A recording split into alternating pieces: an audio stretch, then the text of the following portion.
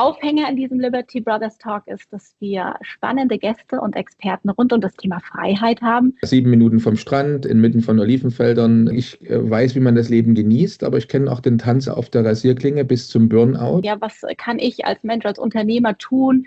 Wie bereite ich mich richtig vor, um meine Auswanderschritte vorzubereiten? Es ist nie so, dass man keine Steuern bezahlt, ne? Aber man Ja, eben eher, wie als Unternehmer seines Lebens muss ich ja schauen, wie kann ich mich optimieren. In dem einfachsten Fall, was man machen kann, relativ unkompliziert, könnte man uns beauftragen, eröffne mir bitte in den USA ein Privatkonto oder ein Tradingkonto und dann hat man schon mal da was draus. Es gibt nicht nur Schwarz-Weiß, es gibt nicht nur ich muss hier alles beenden, alles zurücklassen, diesen Radikalschnitt machen. Argentinien zum Beispiel und es gibt noch andere Länder, musst du halt einfach innerhalb von 2 Jahren mindestens, also etwas über einem Jahr gelebt haben. Aber was wir halt immer anbieten, sind eben dann so Beratungskonzepte, was wäre, wenn, im schlimmsten Fall du deinen deutschen Pass abgibst, sind zusammen mit Kindern aus der Ukraine und aus Russland, die da zusammen Barbecue machen, zusammen Fußball spielen, auch die Familien laden sich gegenseitig ein. Das heißt, den Kindern muss man gar nicht erklären, wie die Welt funktioniert und was alles nicht stimmt, sondern die sehen das einfach im täglichen Leben. Die Gäste kommen dahin, kommen zum Seminar, beschnuppern sich mal so ganz kurz und so, unterhalten sich und man hat den Eindruck, dass da nach ein paar Minuten oder vielleicht nach der ersten Pause zumindest ein Vertrauensverhältnis zwischen den Anwesenden da ist, als würden die sich schon seit 10 Jahren kennen. In Sansibar entsteht was ganz Tolles, nämlich eine deutsche Stadt. Perspektive Ausland. Der Podcast für Unternehmer und Freiberufler, die es ins Ausland zieht. Egal ob Steuerplanung, Auslandsfirmengründung oder Lifestyle-Fragen. Hier geht's jede Woche zur Sache. Und hier sind deine Gastgeber, Daniel Taborek und Sebastian Sauerborn.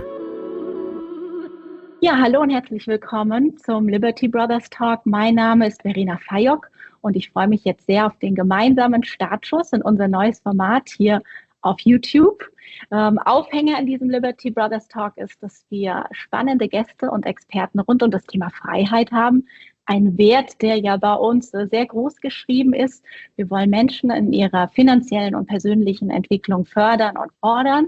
Und von daher freue ich mich sehr, dass wir damit jetzt quasi beginnen, weil unsere Liberty Brothers Community kennt ja schon den Traders Talk, wo wir Erfahrungswerte und Learnings von Trader für Trader im Interviewform durchführen. Und in diesem Format hier laden wir passende Persönlichkeiten oder wie ich so gern sage, Brothers and Sisters ein, um auch gerade das Thema Freiheit in Bezug auf Ort, Aufgabe und Umfeld einzugehen, weil das einen sehr hohen Stellenwert hat. Also von daher freue ich mich sehr, dass, lieber Daniel, du heute unser Gast bist. Herzlich willkommen, Daniel Taborek, das Gesicht und Gastgeber auch vom Podcast Perspektive Ausland. Also du bist ein echter Experte in diesem Bereich und ich freue mich sehr, dass du unserer Einladung gefolgt bist. Ja, dann vielen Dank, liebe Verena. Ich fühle mich geehrt, auch der erste Gast schon zu sein jetzt sozusagen hier. Und ja, ich freue mich jetzt auf unser Gespräch natürlich. Sehr gerne. Du, damit unsere Zuschauer und Zuhörer ein bisschen ein besseres Bild von dir bekommen, vielleicht magst du uns ein bisschen mit auf deine Reise nehmen. Wo bist du denn gerade? Wer ist eigentlich Daniel Taborek? Magst du uns ein bisschen was persönlich zu dir erzählen und natürlich auch zu eurem Format Perspektive Ausland und der STM? Also gerne. Also ich bin gerade auf einer Insel sozusagen mit Blick auf die türkische Küste. Und wer eine Idee hat, wo das sein könnte, kann das ja mal in die Kommentare reinschreiben. Dann werde ich auch nachher sagen, ob es stimmt. Und ja, 7 Minuten vom Strand, inmitten von Olivenfeldern. Es gibt hier auf der Insel, wo wir sind, einige 100 wilde Pferde und wir lieben Pferde. Wir reiten hier auch gerne. Also neben der Arbeit gibt es auch schöne Möglichkeiten, die Freizeit zu gestalten. Das ist da, wo wir sind. Und ansonsten vielleicht zu mir selbst. Also wer ist Daniel Taborek, hast du ja gefragt. Also das ist eine gute Frage. Da könnte man jetzt natürlich viel erzählen, oder? Aber also ich bin Vater von 2 großartigen Töchtern, seit 36 Jahren in einer glücklichen Beziehung. Beruflich habe ich mich, muss man sagen, am Anfang nicht so richtig festlegen können. Also zuerst habe ich mal meinen Berufsweg als Softwareentwicklungsingenieur angefangen, aber dann auch mein Medizinstudium angefangen später und im Krankenhaus eine Unfallchirurgie meine Erfahrung gesammelt. Das war auch sehr, sehr spannend. Und dann aber wieder zurück zur Wirtschaftsinformatik und jetzt seit vielen Jahren eben eine Beratung zu steuerlichen Themen und eben auch das, worum es jetzt gleich geht, Plan-B-Beratung. Ne? Beratung, wo kann ich im Ausland Unternehmen gründen, wo kann ich im Ausland Wohnsitze finden. und steuerlich halt mein Leben gut gestalten. Das ist das, was vielleicht dazu zu sagen ist. Ich selber bin vor 18 Jahren also kann man sagen, vor 18 Jahren haben wir als Familie beschlossen, die Koffer zu packen, Deutschland den Rücken zu kehren. Zuerst auswandern light in die Schweiz und dann später richtig hardcore auswandern in den Iran. Wobei man sagen muss, das war eine ganz besonders prägende und sehr, sehr schöne Zeit. Also ich würde sofort wieder zurück, das sagt auch meine Frau und meine Tochter, wenn es dort wieder etwas sicherer wäre. Es war eine sehr, sehr schöne Zeit. Ja, und ansonsten kann man sagen, ich weiß, wie man das Leben genießt, aber ich kenne auch den Tanz auf der Rasierklinge bis zum Burnout. Also insofern habe ich auch beide Seiten schon kennengelernt. Ansonsten zu meiner Person, ich bin Christ, halte moralische, ethische Prinzipien für wichtig. Das ist heute für viele nicht mehr so, hat keinen so hohen Stellenwert. Und ja, ich finde es wichtig, um im privaten und geschäftlichen Leben auf Kurs zu bleiben, wenn man halt solche Leitlinien auch hat und befolgt. Also zusammengefasst, wer bin ich? Ein Mensch mit abwechslungsreichem Leben, bereits schon in 4 verschiedenen Ländern, mit einer tiefen Überzeugung und immer einer Prise Humor und Optimismus, weil ich finde, das ist auch sehr, sehr wichtig heute. Sehr schön. Ja, ich habe auch immer im Ohr bei dir, du sagst ja gerne, bleibe fröhlich. Das ist so ein Anker, der mir bei dir sofort aufgefallen ist. Und du strahlst es auch aus. Also von daher freue mich sehr und wir fühlen uns geehrt, dass du unser erster Gast bist hier beim Liberty Brothers Talk. Und du hast ja da schon so ein bisschen auch Schlüsselmomente in deinem Leben erzählt, auch deine Werte. Vielleicht magst du nochmal auf den Wert Freiheit eingehen. Was bedeutet denn eigentlich für dich Freiheit? Also das ist ja ein Thema, da sprechen wir in Beratungsgesprächen manchmal mehr als eine Stunde mit unseren Mandanten und Klienten, wo wir das auch mal versuchen rauszufinden. Also da gibt es ja ganz viele Gesichtspunkte. Also manch einer sagt ja, für mich ist Freiheit, wenn ich keine Krawatte umbinden muss, dort wo eine Krawatte Pflicht ist, oder? Also zum Beispiel etwas nicht tun zu müssen, was man nicht tun will, das ist, oder was gegen seine Überzeugung spricht. Aber das würde ich jetzt mal differenzieren. Also für mich ist das zum Beispiel auch so ein Punkt, nicht tun zu müssen, was ich nicht tun will, wenn etwas gegen meine Überzeugung spricht. Übrigens aktuell, das haben wir auch mit vielen Mandanten zu tun, ist sowas zum Beispiel auch, viele reden über die Wiedereinsetzung der Wehrpflicht, ne? Und es wäre jetzt Freiheit. Es wäre jetzt Freiheit, wir sagen, also ich möchte einfach nicht lernen, wie es ist, andere Menschen totzuschießen. Ich will das nicht lernen. Und dann ist das Freiheit, ne? Einfach zu sagen, also ich kann das für mich entscheiden und es passiert mir nichts Schlimmes. Und auf der anderen Seite ist Freiheit natürlich auch jeden Tag ein Stück weit zumindest zu bestimmen, wann fängt mein Tag an, wann hört mein Tag auf. Und ganz wichtig, mit wem verbringe ich meine Zeit? Also das ist, finde ich, ganz, ganz wichtig, dass ich Einfluss darauf habe, mit wem ich viel Zeit verbringe. Genau. Und vor allem natürlich, das passt wieder, dann ist wieder die Brücke zu dem, was wir als Unternehmen tun, wo lebe ich? Ne? Kann ich das bestimmen, wo ich lebe? Ja, es ist so schön, deswegen in diesen Dreiklang arbeiten wir ja auch zu sagen, wenn du in deinem Leben eigenverantwortlich handelst, frei sein möchtest, dann musst du dir die Fragen stellen, wo möchtest du das tun, mit welchen Aufgaben und mit welchen Menschen? Und dann hast du eigentlich schon dir sehr viel beantwortet, was deine Persönlichkeit auch in der Entfaltung bringt. Ne? Warum sind Menschen auch unglücklich, weil sie vielleicht gerade am falschen Ort leben oder im falschen Beruf sind oder auch mit dem falschen Umfeld zusammen sind und da mal hinterzuschauen. Und das Netzwerken ist so wichtig. Ich glaube, das ist auch ein Punkt, der mit euren Kunden und Klienten ist. Wir merken immer, wenn unsere Trader zusammenkommen, man profitiert auch viel untereinander, weil man einfach unter Gleichgesinnten ist und somit ähnliche Erfahrungswerte teilen kann und viel voneinander lernen kann. Und von daher freue ich mich, dass du heute so ein bisschen unseren Horizont erweiterst zu dem Thema Freiheit. Und mich würde interessieren, wie kam es eigentlich zu Perspektive Ausland, zu der STM, zu dem Podcast? Was hat dich dazu inspiriert, das zu gründen und dich auf diese Reise zu machen? Da muss ich vielleicht gleich korrigieren. Also gegründet hat Perspektive Ausland und STM, der Sebastian Sauerborn. Ne? Und, okay, für mich seid ihr beide immer so Partner. Genau. Also wir sind zwar damals, wir sind witzigerweise, ich glaube sogar im selben Jahr aus Deutschland ausgewandert.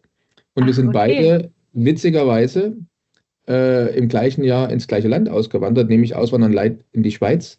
Aber wir haben uns dort noch nicht kennengelernt damals. Und der Sebastian, also ich habe in 4 Ländern gelebt, der Sebastian ist schon in 6 verschiedene Länder ausgewandert.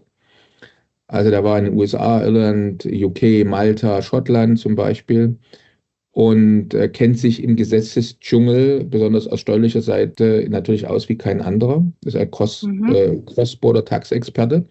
Und er hat dann irgendwann gesagt, er will das Wissen, was er da hat, die Erfahrung, die er hat, an andere weitergeben. Und das Ziel Mhm. ist ganz klar, Nummer eins, Berater für Auswanderung, internationale Unternehmensgründung, Plan B-Beratung Mhm. zu sein. Das ist eigentlich Vision und Motivation.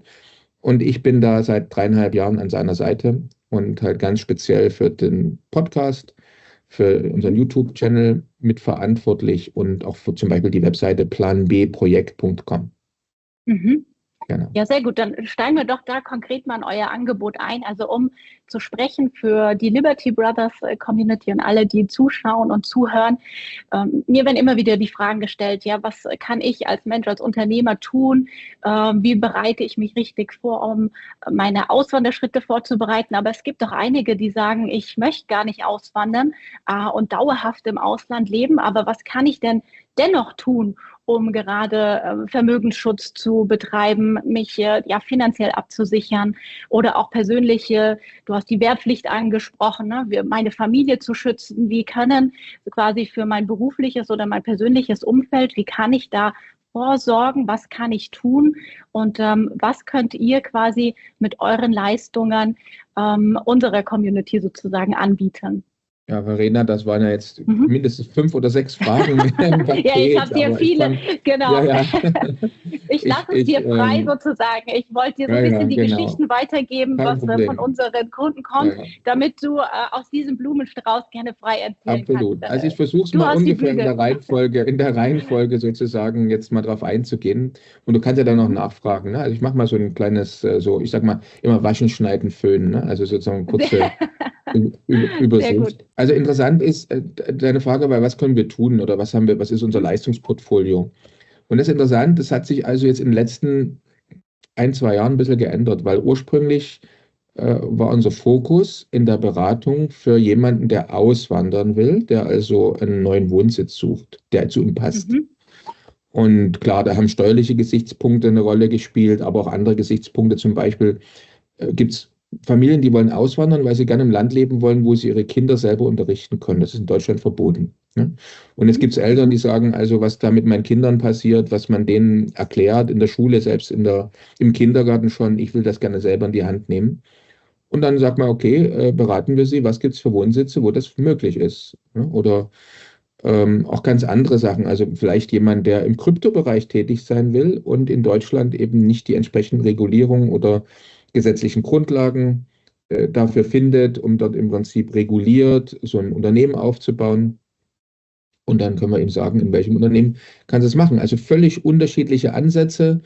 Und das war ein Fokus unserer Beratung. Ne? Finde für dein Lebensziel, für Mhm. deine persönlichen Verhältnisse, für das, was dir wichtig ist, einen idealen neuen Wohnsitz, Lebensmittelpunkt. Mhm. Oder Mhm. jemand, der expandieren will, der halt ein Unternehmensgründen, eine Gesellschaft gründen will im Ausland, vielleicht expandieren will oder aus steuerlichen Gründen einfach, um eben seine Gewinne, die er macht, nicht durch Steuern auffressen zu lassen, sondern wieder ins Unternehmen stecken zu können, um mit seiner Geschäftsidee schneller voranzukommen. Und da gibt es einfach Länder, in die man dann seinen Unternehmenssitz verlagern kann und dann schneller vorankommt. So, das war, muss man sagen, bis vor 1, 2 Jahren war das der Fokus.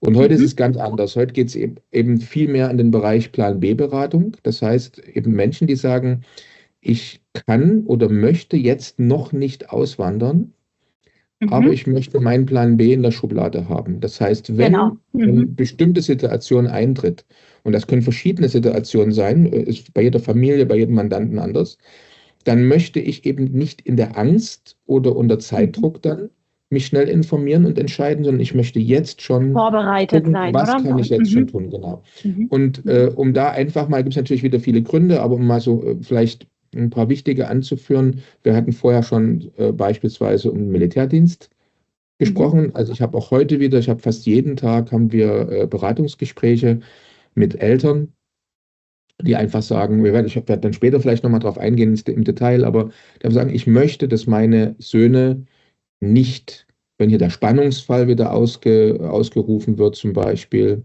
in Deutschland und die Wehrpflicht automatisiert ja wieder eintritt dann, ohne dass man da irgendwas machen muss, nur der Spannungsfall muss ausgerufen werden.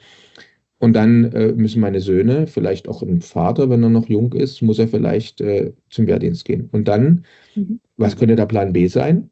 Könnte eben zum Beispiel sein, eine zweite Staatsbürgerschaft zu erwerben, jetzt schon, die mich dann, wenn ich den Plan B brauche, eigentlich in die Lage versetzt, meine deutsche Staatsbürgerschaft abzugeben. Und dann eben eine Wehrpflicht zu umgehen. Also trotzdem vielleicht noch zu leben in Deutschland, wenn ich das möchte, aber eben die Wehrpflicht für mich auszuschließen. Also da ist es nie ganz einfach, aber da kennen wir alle Möglichkeiten, wie man das ganz legal und unaufgeregt im Prinzip umsetzen kann. Auch das Thema Besteuerung nach Staatsbürgerschaft. Ne? Also der französische Präsident hat vor 2 Wochen bekannt gegeben, dass Frankreich überlegt, im Prinzip Besteuerung nach Staatsbürgerlichkeit einzuführen. Auch in Deutschland wurde das schon mehrfach gesagt. In der EU wird das in mehreren Ländern immer wieder gesagt. Und das wird höchstwahrscheinlich kommen. Und dann wäre das auch eine Strategie zu sagen, habe ich vielleicht einen zweiten Pass von einem Land, in dem ich weniger Steuern bezahle? Es geht ja eigentlich nie darum, keine Steuern zu bezahlen in Wirklichkeit. Also jeder bezahlt Steuer, selbst wenn man auf die Bahamas zum Beispiel geht, ein Nullsteuerland. Aber es hat eine sehr hohe Mehrwertsteuer, hat im Prinzip einen sehr hohen Zoll. Genau. Also im Prinzip, es ist nie so, dass man, jetzt kommt hier so eine Fliege her. Es ist nie so, dass man nie keine Steuern bezahlt. Ne? Aber im Prinzip ja, eben eher, wie als Unternehmer seines Lebens muss ich ja schauen, wie kann ich mich optimieren. Ne? Also wie kann ich mich bestmöglich für meine Bedürfnisse aufstellen. Ja. Genau. Und eine zweite Sache ist zum Beispiel Plan B, was immer wieder häufig wird. Also viele sind bedrückt noch aus den Erfahrungen, die sie in der Pandemiezeit hatten, wo ja die Reisebeschränkung war. Das heißt, man hat sich vielleicht ein Ticket kaufen können und dann ist man zum Flughafen gegangen und die haben einem die Bordkarte nicht ausgedruckt, weil sie gesagt haben, nee, tut uns leid, aber das Land, wo du hinfliegen willst, die stellen jetzt keine Visa mehr aus. Ja, also du hast im Prinzip, was in der Reisefreiheit eingeschränkt und konntest das Land vielleicht nicht verlassen oder nicht in ein bestimmtes Land reisen, in das du reisen wolltest. Viele befürchten, dass es wieder zu ähnlichen Einschränkungen kommt in Kürze oder mittelfristig. Und da wäre auch ein guter Plan B eigentlich internationale Daueraufenthalte in 1, 2, 3, 4 anderen Ländern zu haben und vorbereitet zu sein, oder? Oder ein Schutzschild aufzubauen, was das Vermögen betrifft, also Bankkonten im Ausland oder Gesellschaften im Ausland, aber eben nicht dann, wenn es kracht, oder? Sondern eben jetzt ganz in Ruhe zu überlegen, was gibt es für Konzepte, die zu mir passen. Gründe ich ein Unternehmen in diesem Land, wir können ja nachher noch ins Detail gehen, ein Bankkonto in einem anderen Land und verteile einen Teil meines liquiden Vermögens und schaffe auch eine Möglichkeit, Vermögen von meiner Person zu trennen, ne, damit vielleicht auch ich noch Vermögenssteuer entgehen kann.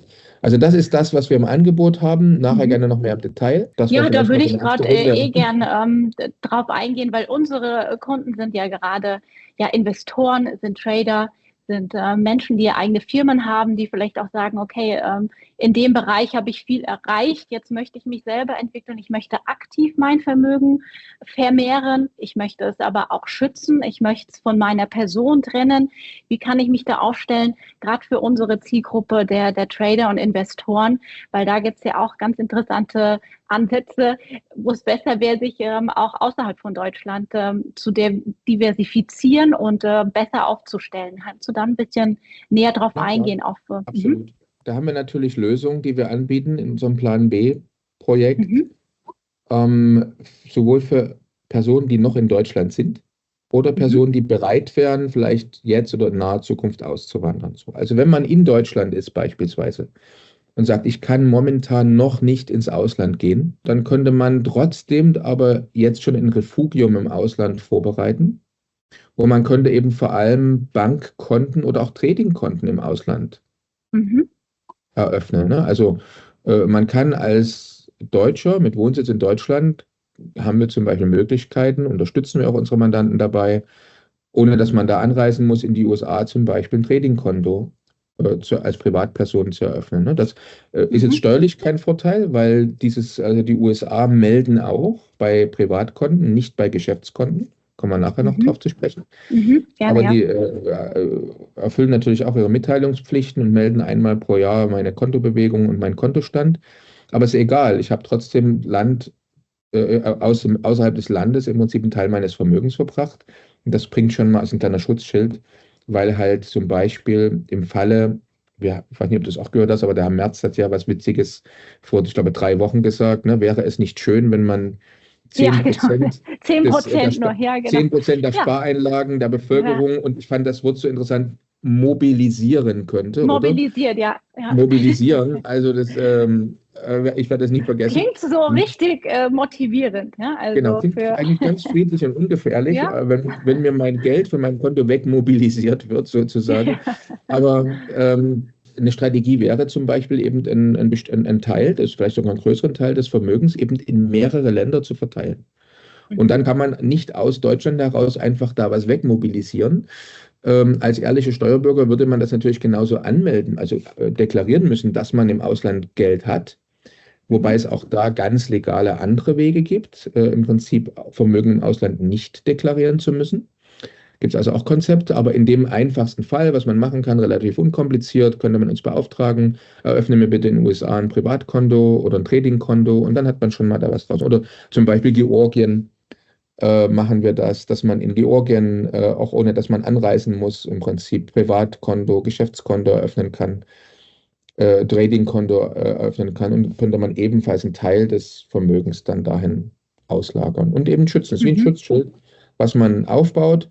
Ich will nicht sagen der Haken, aber einfach, was eben bleibt, solange ich in Deutschland noch wohne, bleibe ich ja unbeschränkt steuerpflichtig in Deutschland und müsste möglicherweise, wenn die AMLA-Behörde dann ihre Fahrt aufnimmt, ihren Dienst aufnimmt, muss ich das dort ganz normal deklarieren. So, das ist das, was man tun kann. Man kann aber auch, und auch da bieten wir Beratung an, man kann aber auch eine bestimmte spezielle Gesellschaftsform gründen, ähnlich wie vielleicht man eine Genossenschaft in Deutschland kennt oder einen Verein oder Stiftung in Liechtenstein.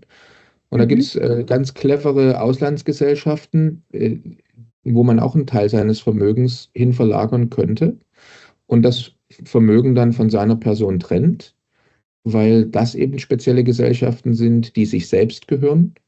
Und das Vermögen, was ich an diese Gesellschaft übertrage, muss ich auch in Deutschland nicht mehr in irgendeinem möglichen künftigen Vermögensregister angeben. So, und dann kann dort auch nichts wegmobilisiert werden. Das ist auch ganz interessant. Das wäre dann also, sagen wir, das Maximale, was man tun kann. Da gibt es ein paar Einschränkungen, die man natürlich beachten muss, um keine Steuerpflicht trotzdem auszulösen und so weiter und so fort.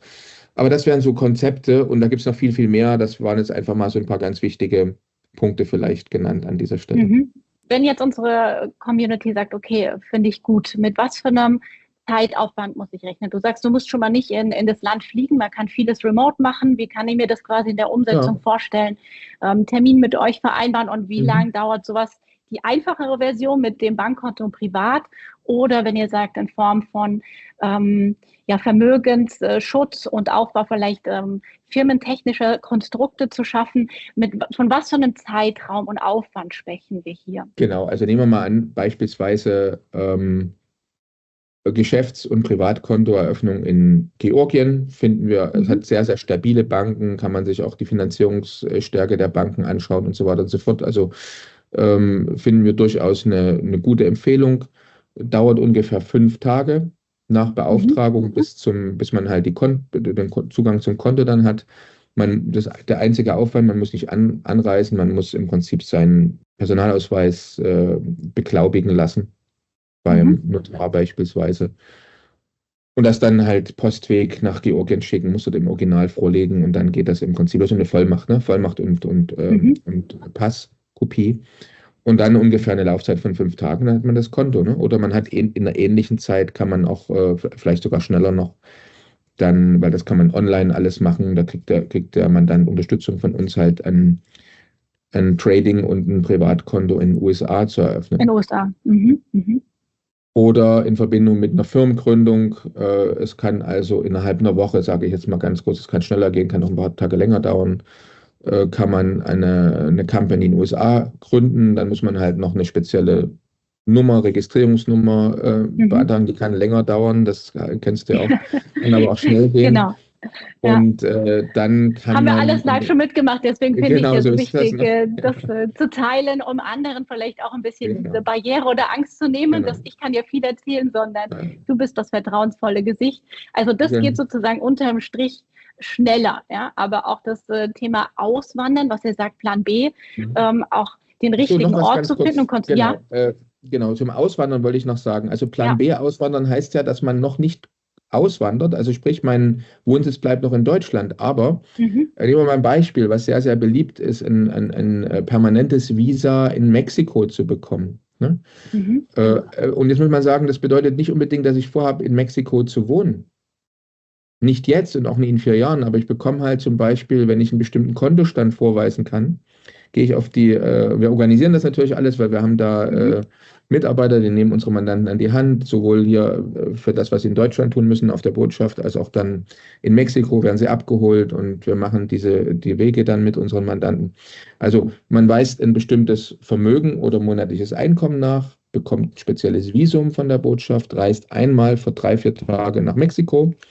Dort unsere Partner, die dort für uns tätig sind, gehen dann mit unseren Mandanten so einen Behördenweg machen und dann hat man entweder ein 4-Jahres-Visum oder ein mhm, permanentes Visum in seinem Pass. So. okay, Und das ist natürlich ein Freiheitsdokument, weil wann auch immer eventuell wieder möglicherweise Reisebeschränkungen kommen, habe ich einen mhm, zweiten mhm. Wohnsitz und man muss mich eigentlich da immer ausreisen lassen. Auch Ne? rauslassen können. Okay, Genau, also Zeit von rauslassen und Pandemie, ich meine, ja, stimmt. genau. Mhm. Und wenn ich halt also ich meine, ich muss dann nicht nach Mexiko ausreisen, weil ich kann einen Flug nach Mexiko vielleicht buchen, aber der landet irgendwo in London Heathrow oder der landet in, was weiß ich, in irgendeinem anderen Land und dann bleibe ich halt dort. Ne? Aber ich kann Mhm. raus. Das ist ganz, ganz wichtig, auch wenn ich nicht unbedingt nach Mexiko will, wobei Mexiko sehr, sehr schön ist, mit relativ Definitiv, guten, ja. niedrigen Lebenskosten. Argentinien machen wir was Mhm. Ähnliches. Da gibt es beispielsweise das Investorenvisum und weil dort der Kurs der Währung so nach unten gegangen ist, also das war mal, ich glaube, das Investorenvisum war mal vor ein paar Jahren bei 70.000, 80.000 Euro musste man investieren, um das Investorenvisum zu bekommen. Aber nach dem aktuellen Eurokurs sind das nur noch ungefähr 1.700, 1.800 Euro. Und dann bist du ein Ja. Investor in Argentinien, oder? Mhm. Ähm, Also wieder günstig einkaufen ist für unsere genau Community so als ist das. Währungshändler natürlich genau das Richtige. Genau. Also schauen, in welchen Ja, Zeiten kaufe ich mich wo ein, so ist das. wo im Ja. Fall auch nicht. Okay, also ich glaube, das nimmt schon mal vielen. Was mir wichtig war, heute mit dir so ein bisschen aufzubrechen, Impulse zu geben. Es gibt nicht nur Schwarz-Weiß. Es gibt nicht nur ich muss hier alles beenden, alles zurücklassen, diesen Radikalschnitt machen, sondern eher zu inspirieren, wenn du das nicht möchtest, dann bereite dich aber trotzdem Ja. vor für Dinge und Entwicklungen, die nun mal da sind. Und gerade unsere Kunden, die ihr Vermögen aufbauen und schützen wollen, ist das einfach ein wichtiger Punkt.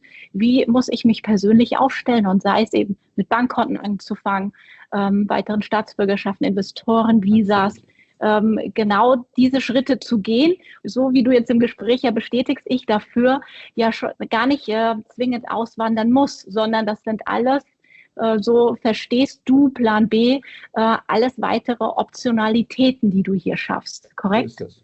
Plan B, wie gesagt, eine Staatsbürgerschaft haben wir noch wenig drüber gesprochen, ne? Zum Beispiel, Ja, gerne weil wir können gerade bei wir. Mhm. Weil wir bei Ja. Argentinien beispielsweise waren. Ne? Es gibt, also wer jetzt sich das zum Beispiel leisten kann, mal ein Mhm. Sabbatical von mehr als einem Jahr zu machen, sozusagen. Da gibt es Länder, wo du in so zwischen 1 und 2,5 Jahren, also verschiedene Länder, zu denen wir da beraten, bekommst du am Ende die Staatsbürgerschaft und einen Pass.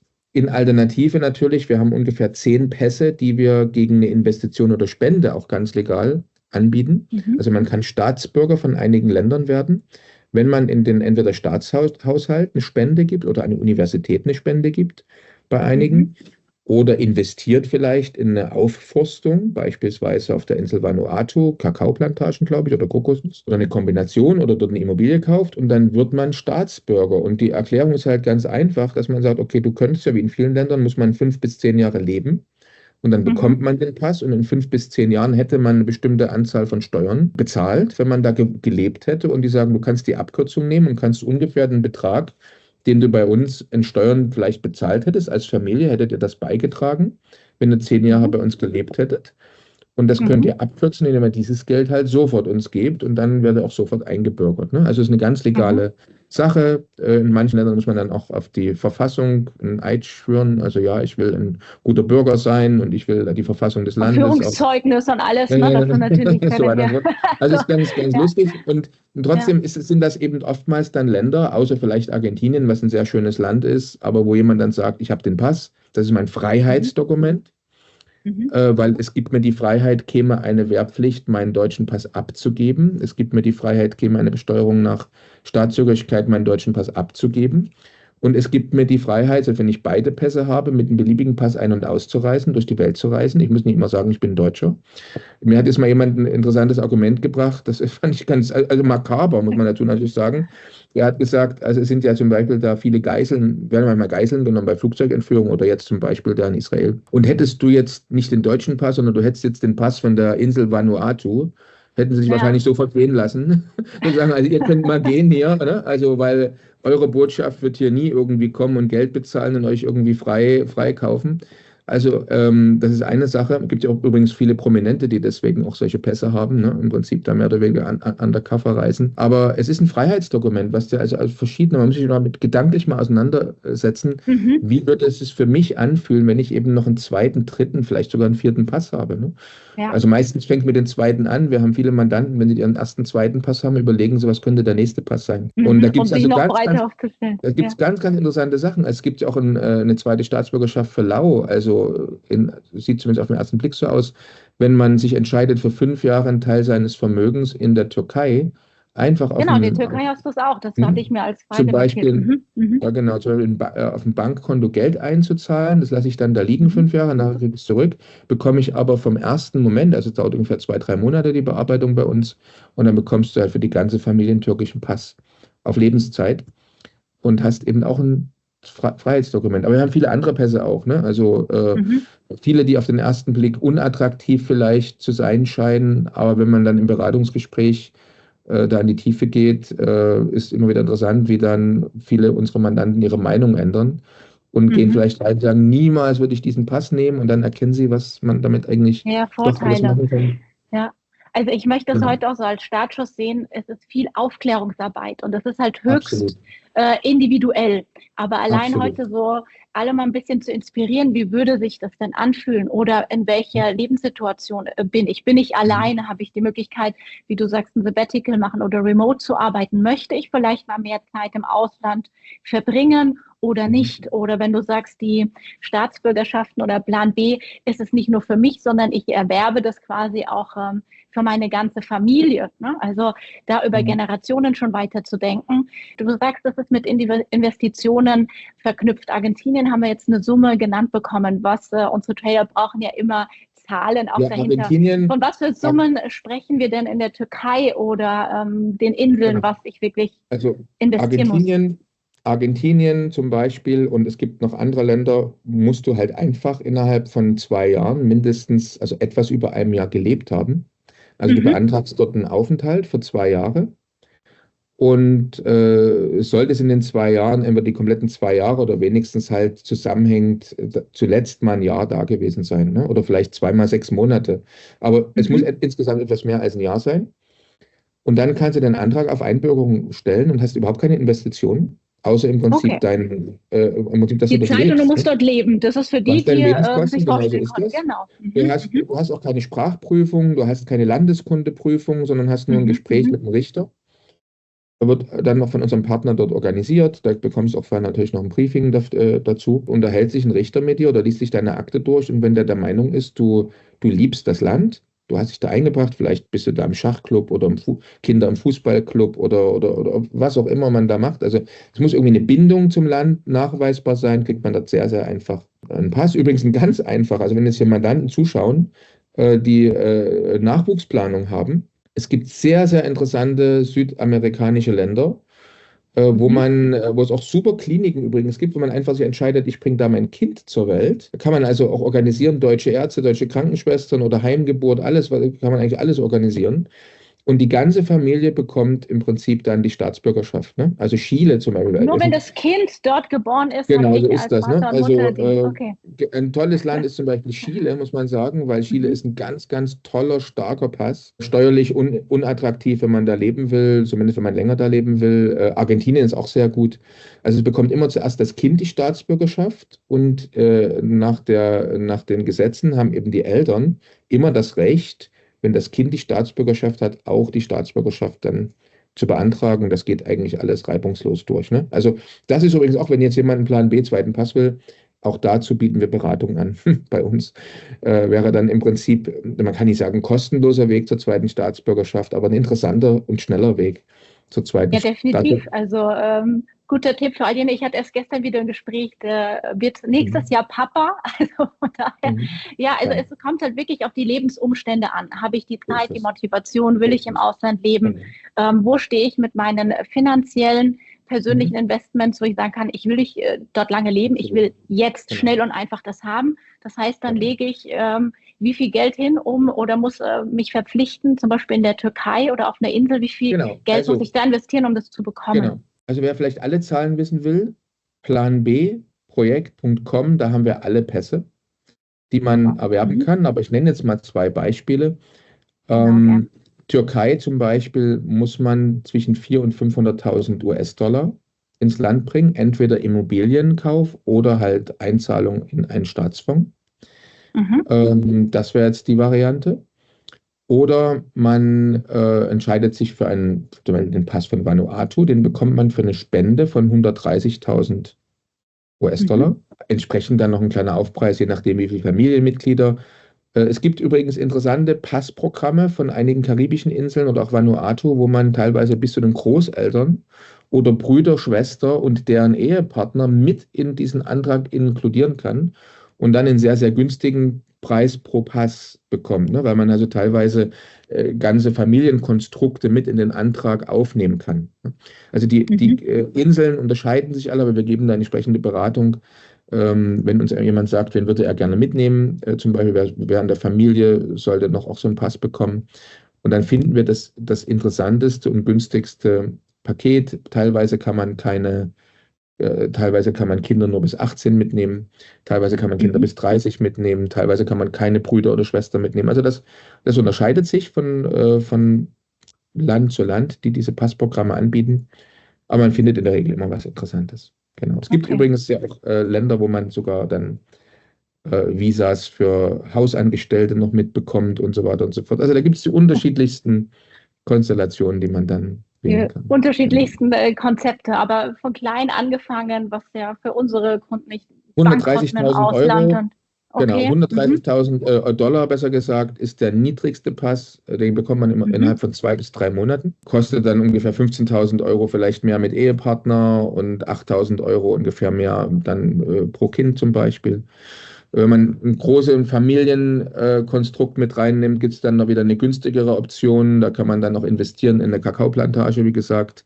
Da wird es dann wieder pro Person. Also wir rechnen das halt für unsere Mandanten immer aus, sodass er da so günstig wie möglich wegkommt. Also der schnellste Pass ist wirklich zurzeit Vanuatu 2 bis 3 Monate und du hast deinen Pass in der Hand. Also für all jene, die was Schnelles suchen, dann ist das schon mal ein super Tipp. Und, jetzt höre ich schon die ersten Einwände vielleicht von klugen Zuschauern und Zuhörern an der Stelle, die sagen, Vanuatu hat ja eigentlich nur etwas über 100 Länder, in die man reisen kann. Ne? Also der Vanuatu-Pass ist schlecht, auf den ersten Blick. Aber wir haben halt für alles Lösungskonzepte. Ne? Also zum Beispiel gibt es jetzt einige Pässe, die preiswert sind, die keinen Schengen-Raum drin haben. Also würde ich jetzt meinen deutschen Pass das ist auch mal das Thema. Würde ich jetzt meinen deutschen Pass abgeben, also solange ich beide behalte, ist es ja alles easy, weil ich mit meinem deutschen Pass ja fast überall einreisen kann. Sansibar übrigens muss ich als Deutscher ein Visum beantragen, entweder online oder bei der Einreise. Hätte ich diesen schlechten Vanuatu-Pass, kann ich einfach mit dem Pass durch und bin im Land. Ne? Also teilweise eröffnet mir ein schlechter Pass auch noch ein paar andere neue Länder. Ne? Es gibt Länder, wo du visafrei nach China, Russland, was weiß ich, Thailand oder irgend sowas einreisen kannst, was du als Deutscher jetzt nicht könntest.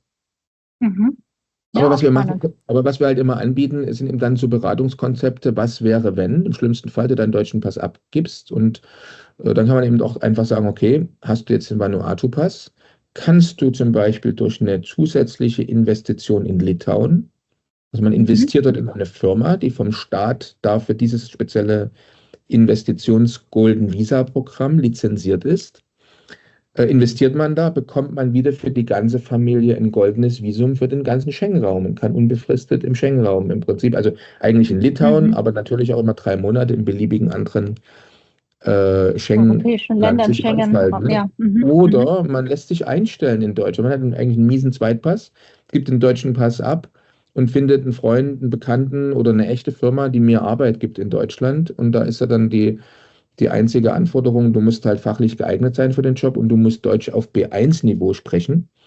Und dann Sollte klappen. bekommst du ein Arbeitsvisum für Ja, Deutschland, weil ja in ja. Deutschland Fachkräftemangel hat. Dann hast du wieder in deinem Pass im Prinzip am Anfang 2 Jahre und dann später unbefristetes Visum für Deutschland, obwohl du eigentlich einen schlechten Pass hast. Also Mhm. da gibt es also für alles eine Lösung und wir beschäftigen uns jeden Tag mit dem Thema. Genau. Also es passt perfekt zu unserer Community, weil letztendlich wir auch Woche für Woche schauen, wie entwickeln sich die Volkswirtschaften, welche Währung wird stärker, welche schwächer, wo wollen wir investieren, wen gehen wir long, wen gehen wir short. Und das ist eigentlich, finde ich, ein schönes Konstrukt zu sagen, auf sein Lebenskonto mal einzuzahlen und mal näher zu durchleuchten und einfach offen zu sein, hey, wenn dieser Weg versperrt wird, wo gibt es Alternativen, wo kann ich überhaupt Absolut. anfangen? Und ich glaube, das ist jetzt schon so ein ja, breiter Blumenstrauß für die Anfragen, die bei uns waren, weil wir sind ja selbst vor vielen Jahren, Daniel, zu euch gekommen, zu dir und zu Sebastian, weil wir diesen ganzen Schnitt gemacht haben. Und man wird einfach belohnt, wenn man da auch durch ich möchte jetzt vielleicht nochmal gerne auf diese emotionale Seite auch eingeht, weil das eine ist, alles zu beleuchten.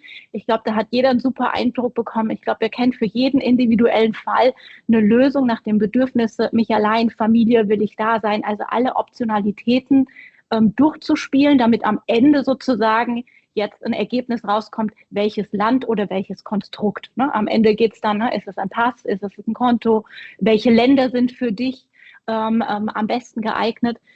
Viele hält davon ab und das bekomme ich immer wieder gesagt, boah, ihr wart da so mutig, dass ihr euch das getraut habt und ich habe irgendwie Angst davor, auch was falsch zu machen oder am Ende in der Grauzone ist es überhaupt alles rechtlich erlaubt, was da zu tun ist. Und ich kann dir nur von unserem Fall erzählen, wo wir gestartet sind und dass das alles wie im Markt genauso Up and Downs hat. Und aber es hat sich gelohnt, jedes Retracement letztendlich mitzunehmen, weil heute sind wir hier, wo wir sagen, wo wir sind, was wir machen und mit welchen Menschen wir uns umgeben, passt es für unser Setting. Aber natürlich hat das auch immer wieder, geht man da auch durch Angst und durch Sorgen.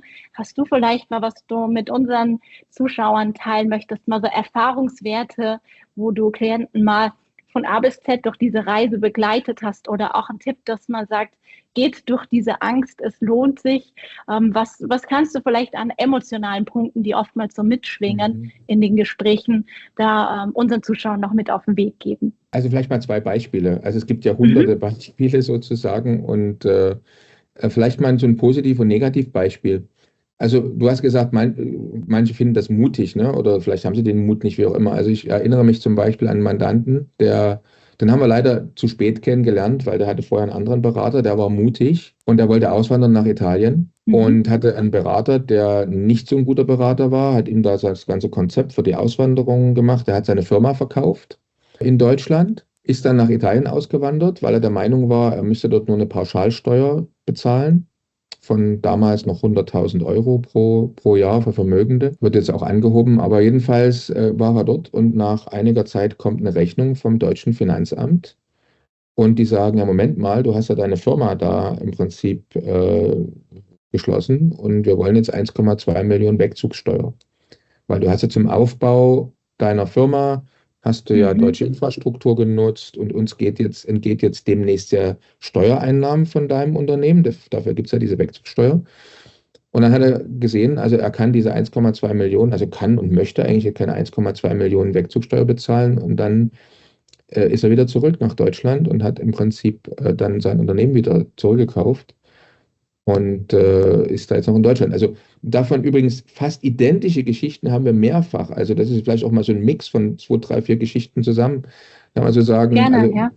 fast die gleiche Geschichte haben wir also viele, viele Male erlebt, auch witzigerweise mehrmals mit Italien. Also das ist dann natürlich schon emotional, ne? Wenn du jetzt schlecht beraten bist und dann kriegst du plötzlich so einen Schock und musst eine Austrittskarte kaufen, bezahlen, damit du Ja. sozusagen, also nicht eine Viele wissen das Eintrittskarte, ja sondern gar eine nicht. Ja, Austrittskarte, ne? genau. Ja. Und da gibt es halt Wechsel. Wegzugsteuer, da gibt es Entstrickungssteuer Ja. und also da gibt es so viele Dinge, die man wissen muss, wenn man Deutschland verlassen möchte und eben Unternehmer ist. Und da ist es einfach gut, sich beraten zu lassen und vorher ganz in Ruhe seinen Plan B zu machen. Und das ist eben auch eine Sache, die wir anbieten. Da ist zum Beispiel Sebastian Sauerborn eigentlich wirklich der Experte, der in diesen Bereichen Wegzugssteuer und Entstrickungssteuern, was man so alles dazu wissen muss, eine gute Beratung bringen kann. Auch wie man vermeidet, dass man eben weiter noch 5 bis 10 Jahre in der erweitert beschränkten Steuerpflicht, ja. Beispiel bleibt. Ne? Also da kann man halt durch Kleinigkeiten, durch Fehler, die man da macht, die vielleicht die Kinder machen oder die Oma und der Opa machen, zum Beispiel, ne, kann man da also Fakten schaffen, Indizien schaffen, die dazu führen, dass man weiter in der Steuerpflicht bleibt oder Fehler, die man macht bei kurzzeitigen Aufenthalten, wenn man also einfach, um mal nach den Rechten zu sehen, vielleicht Oma, Opa, Eltern zu besuchen in Deutschland, ne? Und dann macht man Fehler bei der Planung, wann, wie häufig ist man da. Man denkt, dass man vielleicht einfach nur weniger als 183 Tage in Deutschland sein muss. Aber es ist völlig falsch. Man kann, vielleicht ist man in diesem Jahr nur 3 Monate in Deutschland gewesen. Aber wenn jetzt zum Beispiel die 3 Monate am Ende des Jahres sind, oder? Ich bin jetzt also, und dann bin ich am Anfang des Jahres, bin mal kurz weg. Ja, vielleicht bleibe ich bis Weihnachten, bis Silvester, dann bin ich mal kurz weg, gehe ich mal nach Hause in mein neues Land und komme dann aber nochmal wieder im neuen Jahr. Aber plötzlich bin ich wieder an der Steuerpflicht in Deutschland, weil nicht das Kalenderjahr betrachtet wird, sondern das rollende Jahr im Prinzip, also der 12-Monats-Zeitraum. Also da gibt es ganz, ganz viele Sachen, da gibt es noch viel mehr als nur das Beispiel, was ich gerade erwähnt habe. Also auch da ist einfach wichtig, dass man sich das Wissen vorher eben zusammenträgt, dass man sich gut beraten lässt, dass man sich ein bisschen damit beschäftigt, um dann eben das mit Freude auch zu genießen, wenn man letztendlich auswandert. So, und jetzt nochmal eine andere Geschichte. Das ist meine Schwester, die auch ausgewandert ist. Ich weiß gar nicht, es ist schon 3 Jahre her vielleicht, also die Zeit vergeht so schnell. Aber die Kinder meiner Schwester, 2 Nichten und ein Neffe, sind 7, 12 und 13 gewesen. Und meine Schwester hatte wirklich keine Panik, aber hat schon befürchtet, wie ist das, wenn man die Kinder aus der Schule rausreißt. Ne? Also in diesem Alter, sowohl 7 ist ja schwierig, das Kind ist gerade angefangen, in die Schule zu gehen, oder auch so 12, 13, 14 ist auch ein schwieriges Alter, wie wird das gehen? Und Bildung ist ja sehr wichtig vielleicht für den zukünftigen Erfolg im Leben. Und dann ist eben genau das Gegenteil passiert. Also die Kinder haben sich so prächtig entwickelt, sind ausgewandert nach Montenegro in dem Fall, sind von heute auf morgen in die internationale Schule gegangen, da war alles in Englisch, war auch ein britisches Schulprogramm dort, sind zusammen mit Kindern aus der Ukraine und aus Russland, die da zusammen Barbecue machen, zusammen Fußball spielen, auch die Familien laden sich gegenseitig ein. Das heißt, den Kindern muss man gar nicht erklären, wie die Welt funktioniert und was alles nicht stimmt, sondern die sehen das einfach im täglichen Leben. Und das ist interkulturell, die leben schon zusammen und wachsen zusammen. Genau. Und die Kinder haben sich wirklich prächtig entwickelt, sind echt tolle Kinder. Und man sieht einfach mitunter, dass das, was man vielleicht am meisten befürchtet, eigentlich alles viel einfacher ist. Aber es kann eben auch passieren, wie jetzt in einem anderen Fall, was ich von uns gerade erwähnt habe, dass Dinge, wo man denkt, das flutscht, das ist alles gar kein Problem, dass dort eben dann Probleme entstehen. Also in jedem Fall ist es eben wichtig, sich in Ruhe vorher eine gute Entscheidungsmatrix zu machen und mit allen Sachen, mit der ganzen Familie natürlich auch sowas zu besprechen. Und man braucht die richtige Beratung und das geht ja über Beratung raus, weil ihr seid ja Wegbegleiter. Ne? Das ist ja schon was sehr Persönliches, Dinge offen zu legen in persönlicher Natur, finanzieller Natur. Absolut. Man macht sich hier natürlich offen und angreifbar und das braucht absolute Vertrauenspersonen, wo ich an der Stelle auch nur sagen kann, dass wir euch da vertrauen und deswegen auch dieses gemeinsame Interview führen, weil wir unserer Community auch die Möglichkeit geben, wenn ihr euch beraten lassen möchtet, sucht euch da echte Experten, an die ihr euch auch vertrauensvoll wenden könnt. Und Kinder ist so oftmals Beispiele, die ich hier auch mit sehe. Das war was die größte Sorge war, ich reiße sie aus dem Umfeld raus und dann lernen die nicht so, weil in Deutschland ja das Bildungsniveau so hoch ist. Also alle Schubladen, die man auch so im Kopf hat oder absolut. wo wir dachten, das ist so, das sind oftmals die gegenseitigen Treiber, weil die sprechen mittlerweile 1, 2 Sprachen fließend, die haben ein internationales Umfeld. Also genau dieser Wechsel, wo ich mir sage, die im fortgeschrittenen Alter ausgewandert sind, ich hätte mir eher gewünscht, wenn meine Eltern so offen gewesen wären, weil ich sehe, was das mit diesen Kindern in deren Entwicklung und Mindset macht. Also es ist auf alle Fälle Erfahrungen, die man da schreibt für einen persönlich, aber natürlich auch in Familie. Ein wichtiger Schritt und das Wichtigste wäre, sich richtig beraten zu lassen. Da komme ich schon zu meiner nächsten Frage, weil jetzt sind die Leute on fire und sagen, ja, wie kann ich aktiv werden, wie kann ich mit euch in Kontakt treten? Das wäre meine erste Frage. Und die zweite Frage wäre, ich habe auch von einem persönlichen Netzwerktreffen von euch gesehen. Vielleicht kannst du darauf nochmal eingehen. Weil ich glaube, es wäre vielleicht wichtig, neben diesen eigentlichen, wie kann ich mit euch in Kontakt treten, gibt es vielleicht auch Möglichkeiten und Plattformen, wo ich im Austausch mit anderen auch mehr Vertrauen gewinnen kann, wenn du auf diese Punkte noch eingehen könntest. Sehr gerne, ja.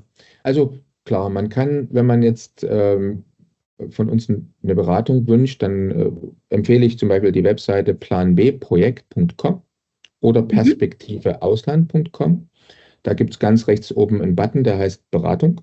Klickt man drauf. Bei planbprojekt.com kann man, genau wie bei Perspektive Ausland, kann man beim Sebastian oder bei mir einen Termin buchen. Plan B-Projekt bei mir einen Termin buchen zu dem ganzen Thema Golden Visa, Pässe und so weiter und so fort.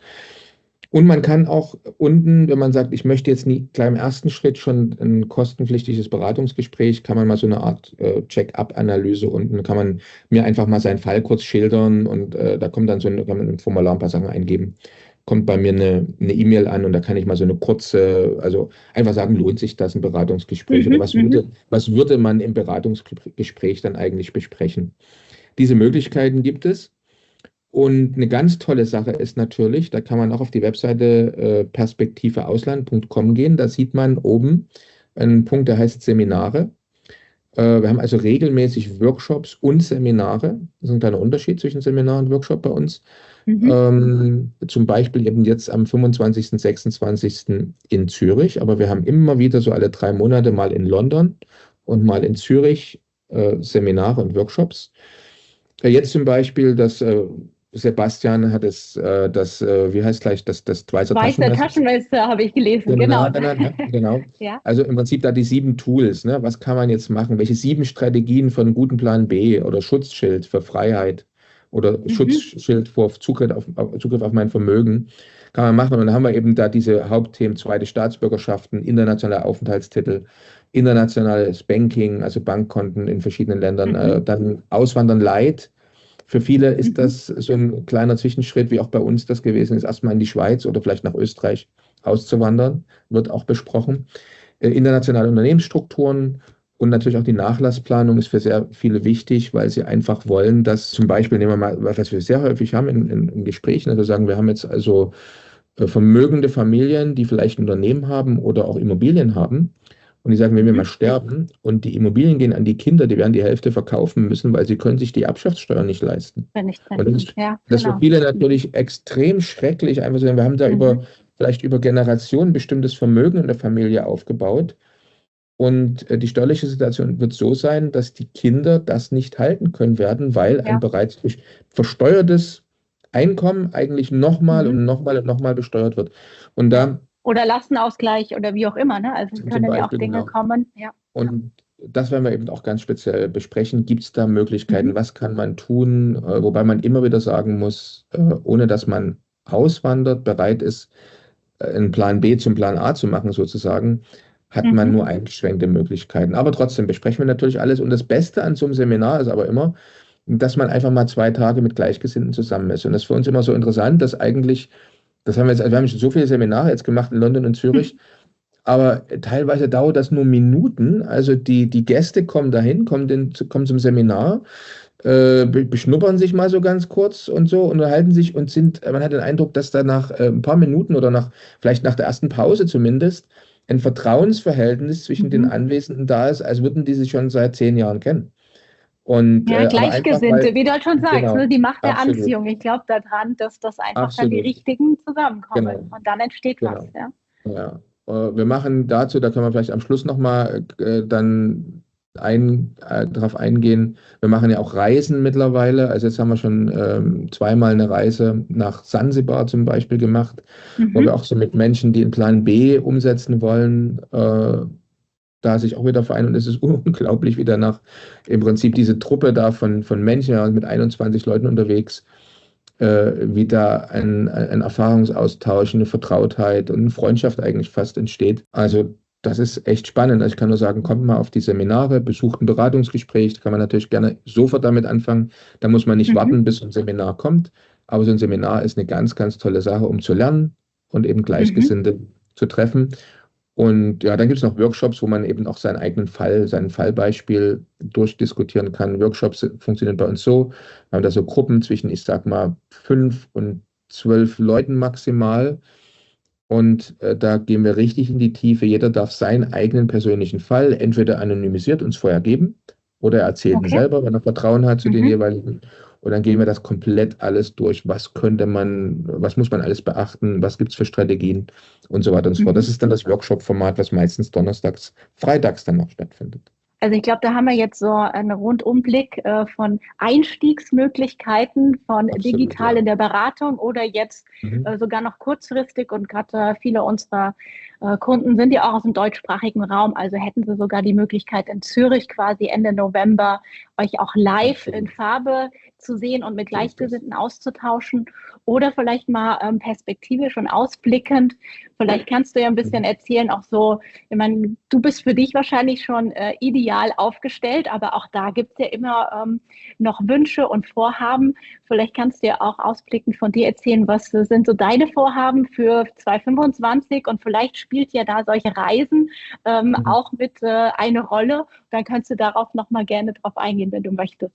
So aus dem Nähkästchen plaudern, was du so vorhast und wo man vielleicht sogar mit dir auf Reisen gehen kann. Ja, genau, gerne. Also wie gesagt, momentan ist so ein bisschen mein persönliches Steckenpferd die Insel Sansibar in Tansania.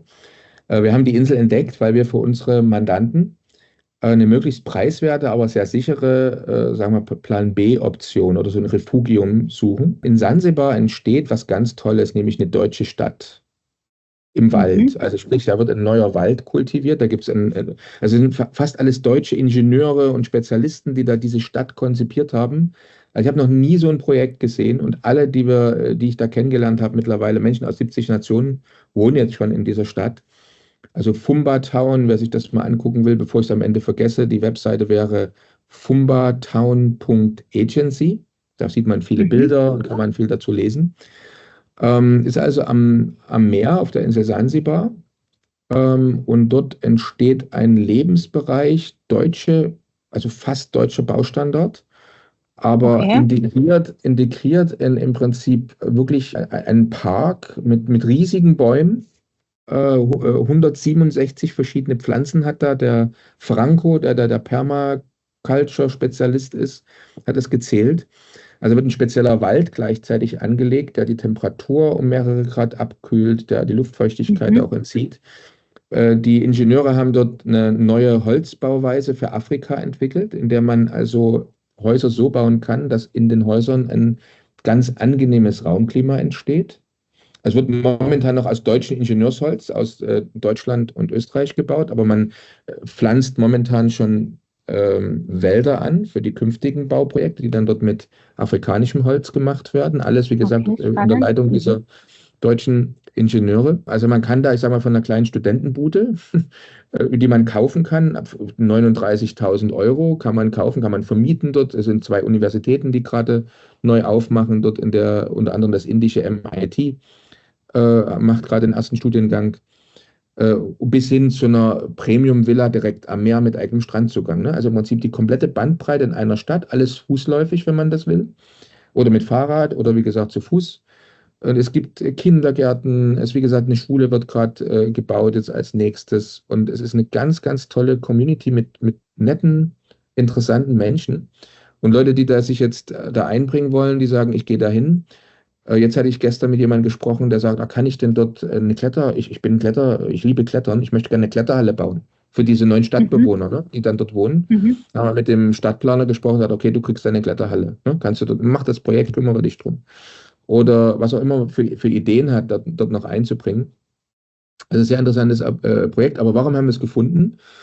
Eigentlich, weil das Interessante ist, du bekommst für eine Investition von 91.000 Euro ein goldenes Visum, das heißt lebenslanges Wohnrecht. So. Man kann da eine Familie mit Kindern, bis zu 4 Kindern inkludieren und kauft halt dort für 91.000 Euro entweder ein kleines Stadthaus oder ein schönes Appartement. Und dann hat man eben sein Plan B goldenes Visum in seinem Pass drin. Weil Hilton dort noch, jetzt die bauen ein kleines Hotel in die Stadt und die sagen dann auch, okay, wenn du erstmal, das ist dein Plan B, ist also nicht dein Plan A, du willst noch nicht auswandern und dann übernimmt Hilton dort zum Beispiel die Vermietung deiner Plan B Immobilie und garantieren eine Auslastung von 68%. Weil sie das dann mit ihrer Hilton-KI irgendwo über die ganzen Plattformen machen und dann hast du halt einen guten Return Investment, wenn du noch keinen Plan B umsetzen musst.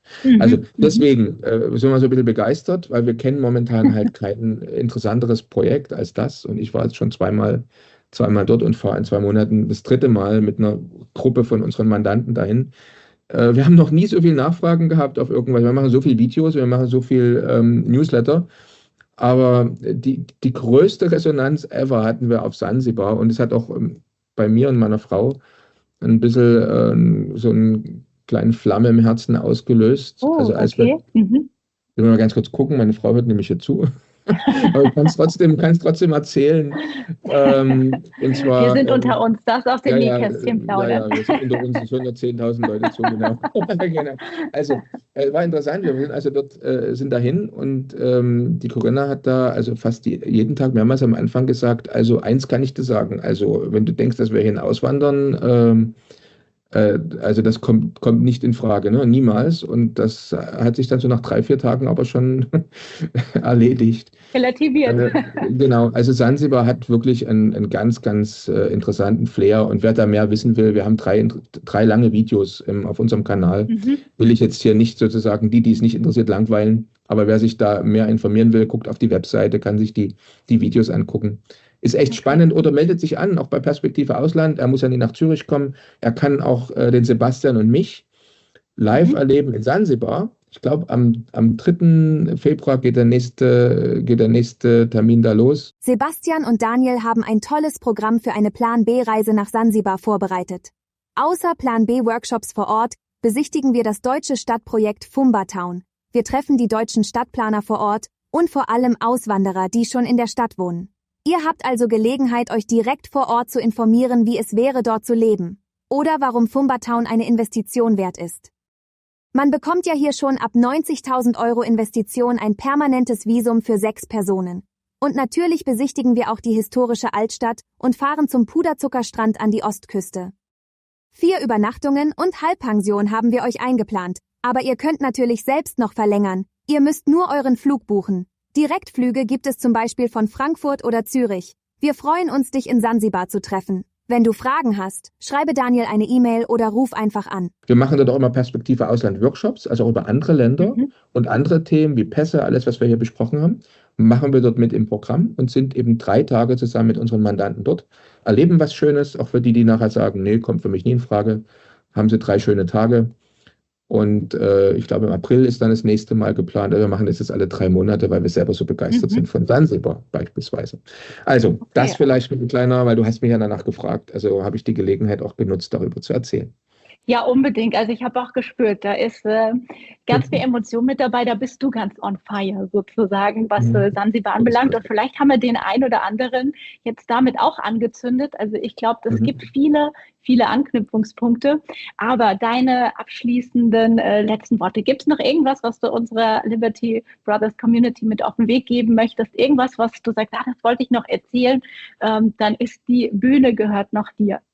Ja, also vielleicht als abschließenden Kommentar, gute Entscheidung, richtige Entscheidung sollte man nie unter Zeitdruck oder aus Angst treffen. gerade eine Wohnsitzverlagerung hat eben so viel Impact auf die ganze Familie. Ne? Wenn ich jetzt in ein anderes Land gehe, teilweise sind es auch übrigens Änderungen in der Investitionsart. Also wenn man jetzt sein Vermögen vielleicht anders investiert, das sind eine große Entscheidung.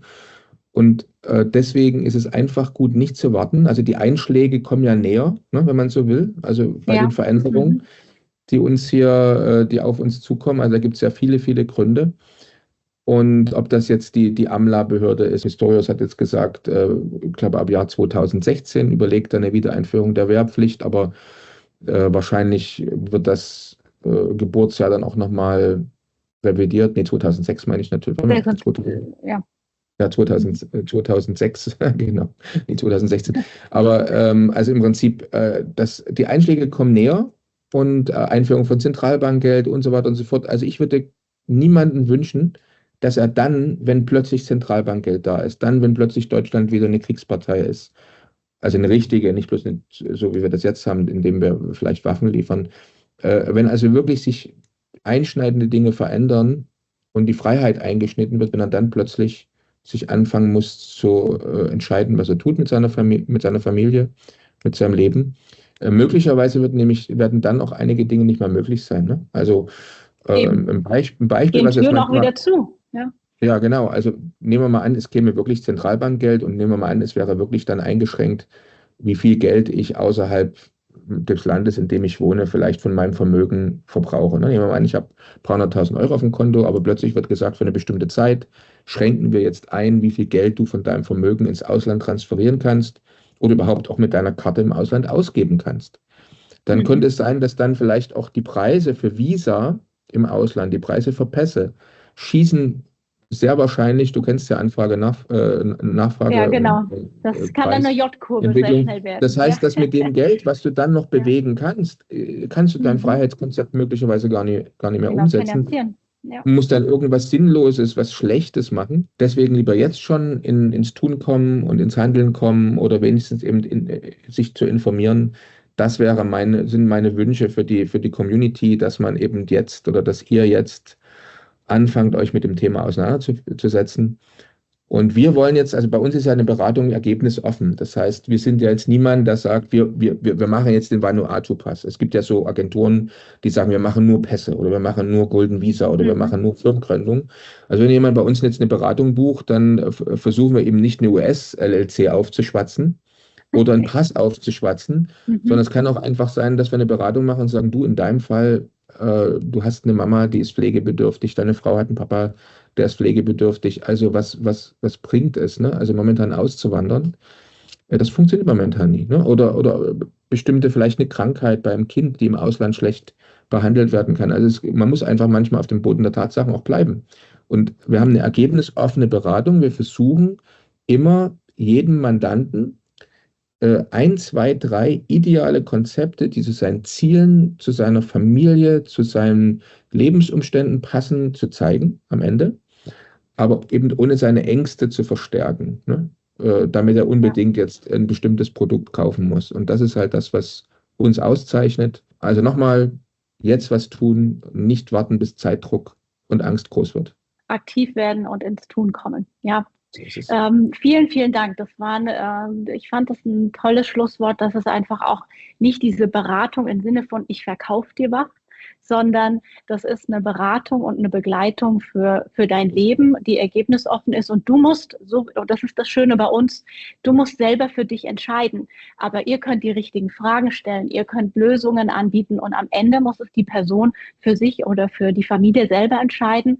Und das passt ideal, weil unsere Trader und Investoren müssen auch tagtäglich für sich entscheiden, wie sie ihr Vermögen verwalten, wie sie es aktiv steuern oder passiv vermehren. Von daher glaube ich, ist das ein idealer gemeinsamer Match. Und lieber Daniel, ich danke dir sehr für diesen gemeinsamen Talk. Und ich danke dir. Liebe Zuschauer. Du hast ja die guten Fragen vorbereitet, oder? Also im Prinzip. Von daher, ja, ist ein idealer Mensch und so bin ich ja selber vom Kunden auch zu eurem Botschafter geworden und es ist schön, dass wir uns immer wieder wechselseitig auch hier interviewen und Erfahrungen austauschen und unterstützen und fördern und fordern, wie ich es immer so gerne sage. Und von daher, liebe Brothers Community. Ich hoffe, wir konnten mit diesem Auftakt euch etwas inspirieren, einen Impuls geben oder sogar viele oder sogar schon den einen oder anderen konkreten Handlungsschritt. Also man kann euch kontaktieren, man kann euch live und in Farbe sehen, sogar mit euch auf Reisen gehen. Also es ist für alles was geboten und von daher sage ich vielen herzlichen Dank und bis zum nächsten Mal. Danke dir, Daniel. Bleib fröhlich. Bist du Unternehmer, Freiberufler oder Investor? Zieht es dich schon lange ins Ausland?